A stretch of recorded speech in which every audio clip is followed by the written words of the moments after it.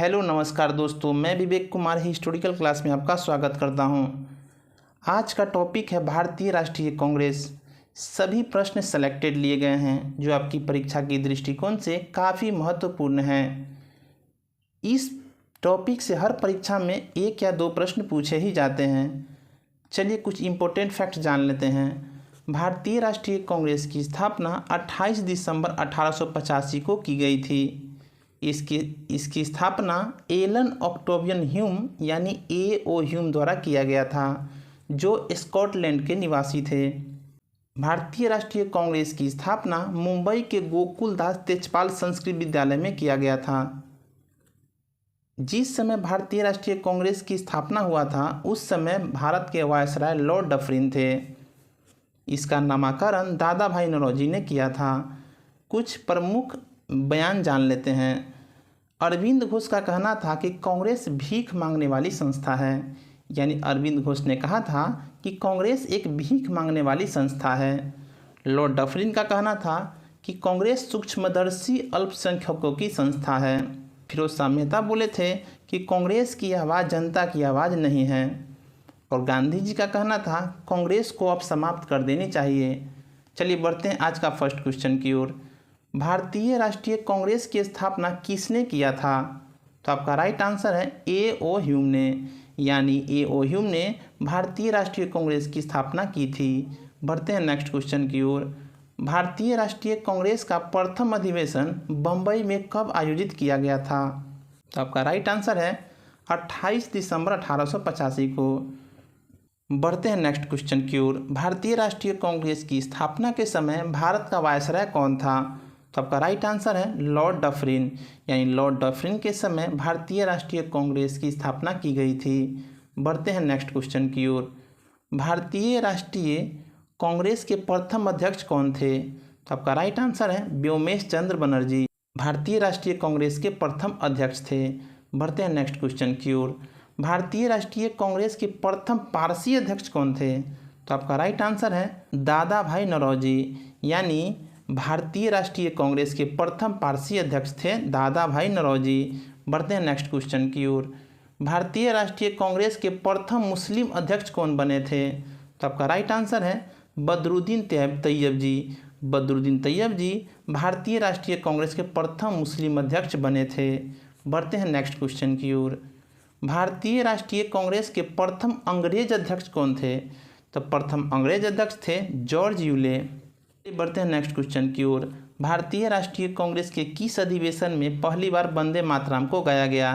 तो आपका right answer है कलकत्ता अधिवेशन 1896 में, जिसकी अध्यक्षता रहीमतुल्लाह सयानी ने की थी। बढ़ते हैं नेक्स्ट क्वेश्चन की ओर। भारतीय राष्ट्रीय कांग्रेस के किस अधिवेशन में पहली बार स्वराज शब्द का प्रयोग किया गया?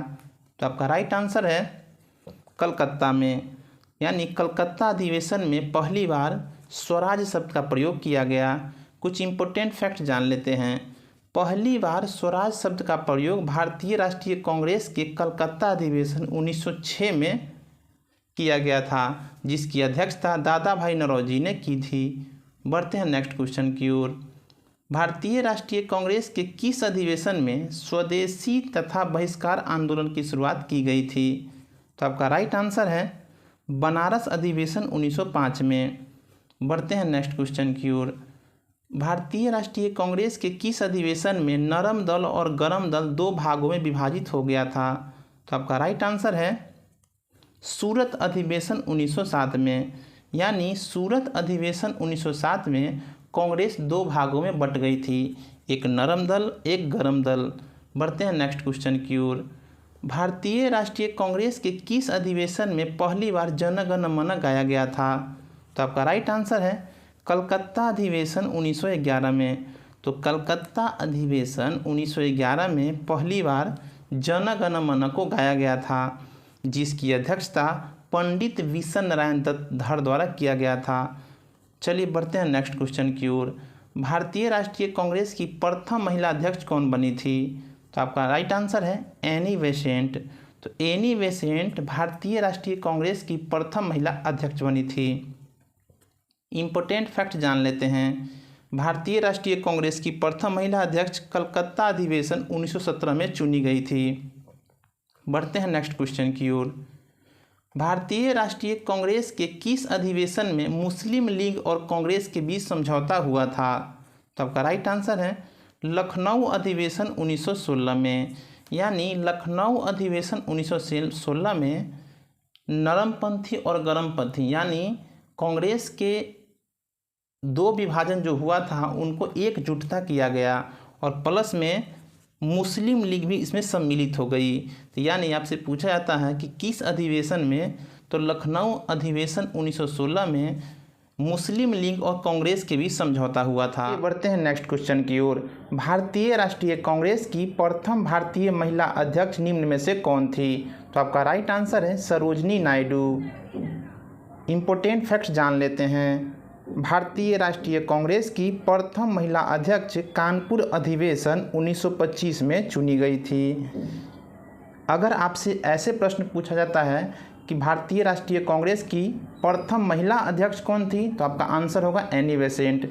लेकिन आपसे पूछा जाता है कि भारतीय राष्ट्रीय कांग्रेस की प्रथम भारतीय महिला अध्यक्ष कौन थी, तो आपका आंसर होगा सरोजनी नायडू। बढ़ते हैं नेक्स्ट क्वेश्चन की ओर।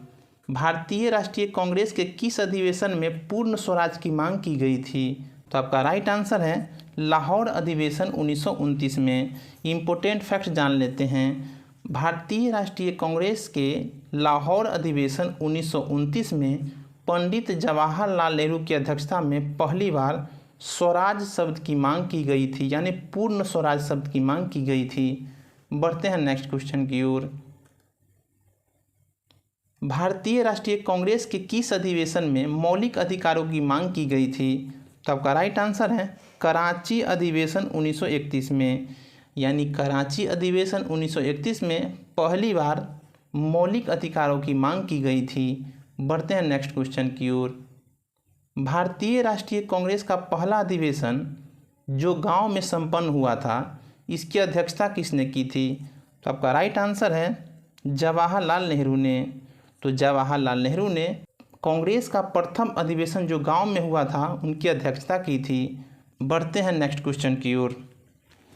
कांग्रेस के किस अधिवेशन में गांधी इरविन समझौता को मंजूरी मिली थी? तो आपका राइट आंसर है कराची अधिवेशन 1931 में। यानी कराची अधिवेशन 1931 में पहली बार गांधी इरविन समझौता को मंजूरी मिली थी। आपको वीडियो की क्वालिटी अगर मेरी मेहनत पसंद आ रही है तो वीडियो को लाइक, सब्सक्राइब और शेयर जरूर करें। बढ़ते हैं नेक्स्ट क्वेश्चन की ओर। भारतीय राष्ट्रीय कांग्रेस के सबसे ज़्यादा समय तक रहने वाले अध्यक्ष कौन थे? तो आपका राइट आंसर है अबुल कलाम आज़ाद। अबुल कलाम आज़ाद भारतीय राष्ट्रीय कांग्रेस के सबसे ज़्यादा समय तक रहने वाले अध्यक्ष थे।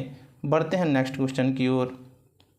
कांग्रेस के किस अधिवेशन में सभी सदस्यों को खादी वस्त्र पहनना अनिवार्य कर दिया गया था? आपका राइट आंसर है गुवाहाटी अधिवेशन 1926 में। यानी गुवाहाटी अधिवेशन 1926 से कांग्रेस के सभी व्यक्ति को खादी वस्त्र पहनना अनिवार्य कर दिया गया था। बढ़ते हैं नेक्स्ट क्वेश्चन की ओर। कांग्रेस के किस अधिवेशन में भारत छोड़ो आंदोलन का प्रस्ताव पारित हुआ था? तो आपका राइट आंसर है बम्बई अधिवेशन 1942 यानी वर्धा प्रस्ताव।